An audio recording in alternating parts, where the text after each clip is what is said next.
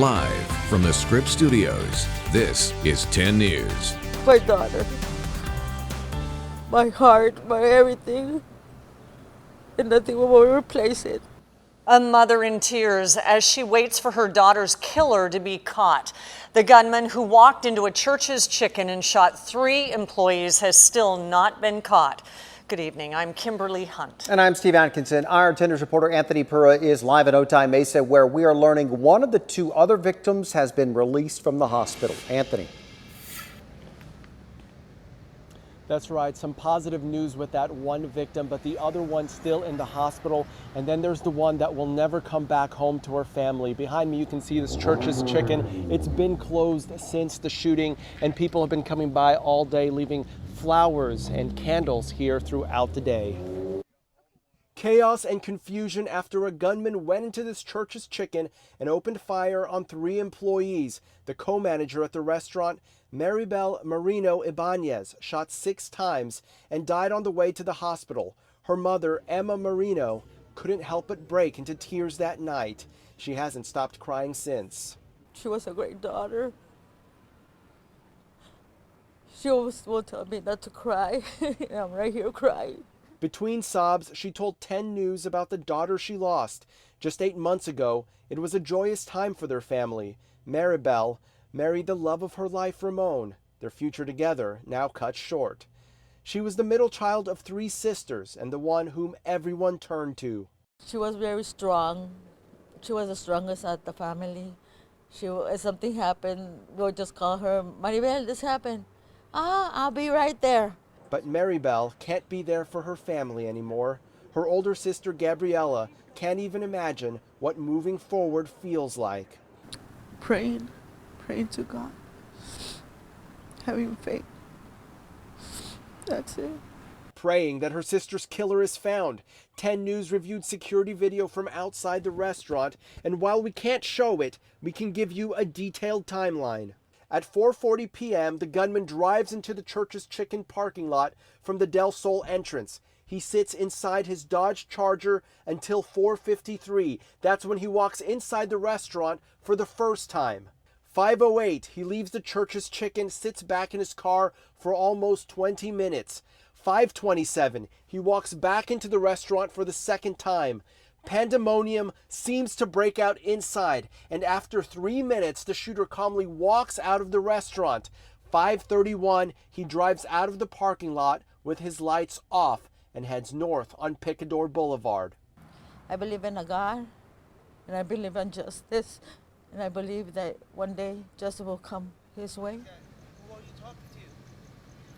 And there will be a vigil held for Maribel tomorrow night. It will be held here at the site of the tragedy.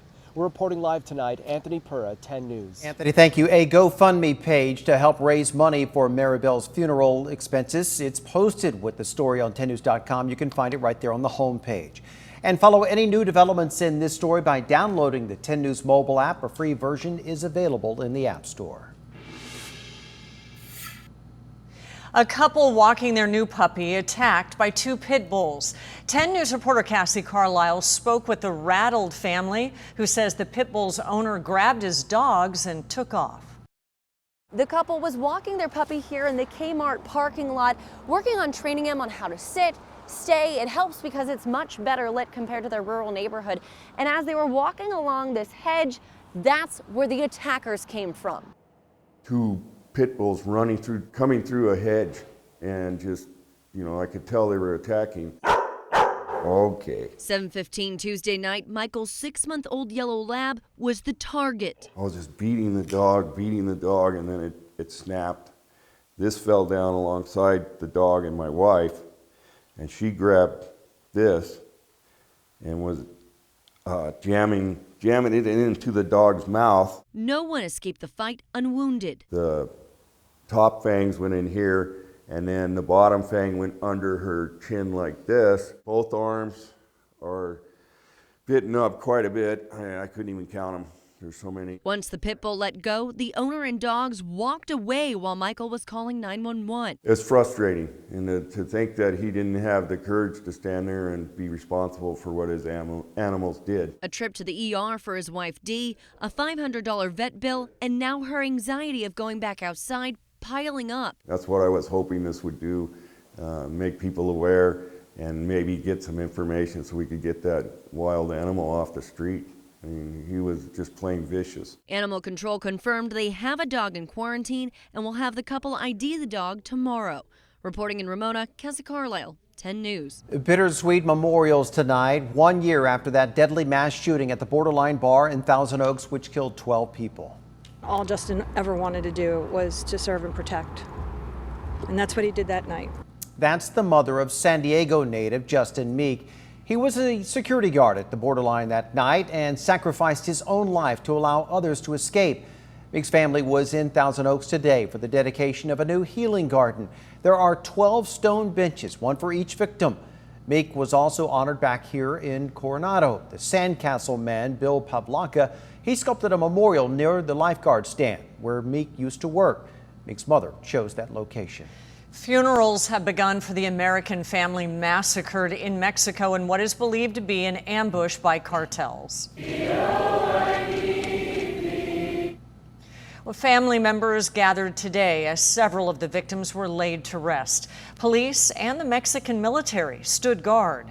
The family is also sharing the chilling voice messages from the hours after the killings as relatives came to realize what had happened. There's 5 kids sitting on the side of the road, got shot in the mouth, shot in the foot, shot in the leg. We have the oldest boy of Donna's with us right here, and he's going to go show us where they are. 3 mothers and 6 children were killed. 5 other children are recovering. The state governor says justice will be done. Family members say they believe the killers will get away with it. Mayors from San Diego, Tijuana, and 13 other border cities, they all met for the 8th annual U.S.-Mexico Border Mayors Summit. One subject they tackled was the sewage coming in from Mexico here into the U.S. I think as a region for Northern Baja, when it comes to this issue, this is the year we have to get, as I said, these projects off the drawing board, get them funded, because it's our shared environment. During the meeting, the mayors all signed 2 major resolutions, one to fund infrastructure to help stop the sewage flows into the U.S. The other calls on Congress to vote on a new trade deal between the U.S., Mexico, and Canada. The movie Midway hits theaters tomorrow. It's a Hollywood blockbuster depicting one of the most epic naval battles in history. Tonight, a special screening was held for local military members and their families. 10 News anchor Lindsay Pena is live at the USS Midway Museum with more on the special guest who attended the premiere. Lindsay? Yeah, that's right, Kim. That special guest was one of our local World War II veterans who survived the Battle of Midway. Tonight, he took us back to that summer in 1942 and those harrowing moments when he wasn't sure if he'd live or die. The movie Midway chronicles the tide-turning battle between Japanese and drastically outnumbered American forces in the South Pacific during World War II. While most who showed up to tonight's movie screening have only heard or read of the events, retired U.S. Navy Petty Officer William Fentress remembers them. I cooked for the captain. Fentress was stationed on the USS Yorktown when the air attack began and wounded during battle. I was between the hangar deck and the flight deck. Fentress says he and the other cooks Loftus had says nowhere the to planes go. When the Japanese bombers came in, they came in on the starboard side, so I was on the starboard side. The epic clash he and others lived through is now depicted on the big screen.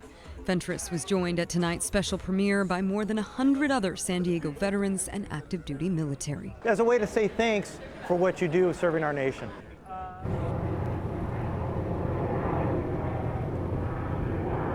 Now, an actual prop from that movie, Midway, is here now at the USS Midway Museum.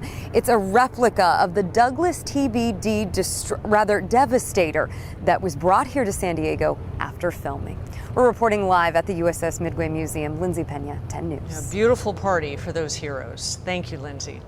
House Democrats are reportedly considering as many as 3 articles of impeachment against President Trump. They are all tied to his alleged shakedown of Ukraine, demanding a personal political favor in order to get the foreign aid approved by Congress. ABC News reports that the House could bring up impeachment articles for abuse of power, obstruction of justice, and contempt of Congress. ABC has also confirmed President Trump asked Attorney General William Barr to hold a news conference to say the president did nothing wrong in his call with the Ukraine, but that Barr refused. President Trump calls that report fake news. A big shakeup today in the presidential race as well. It's not someone who's getting out of the Democratic side, it's someone who's getting in. Today, a spokesperson for former New York Mayor Michael Bloomberg revealed that he is thinking about jumping into the race.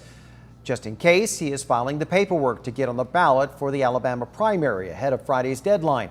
The spokesperson says that Bloomberg doesn't think the current Democratic candidates are in the best position to beat President Trump. Senator Elizabeth Warren tweeted, "Welcome to the race," and included a link to a calculator on her website showing how much billionaires like Bloomberg would pay from her wealth tax.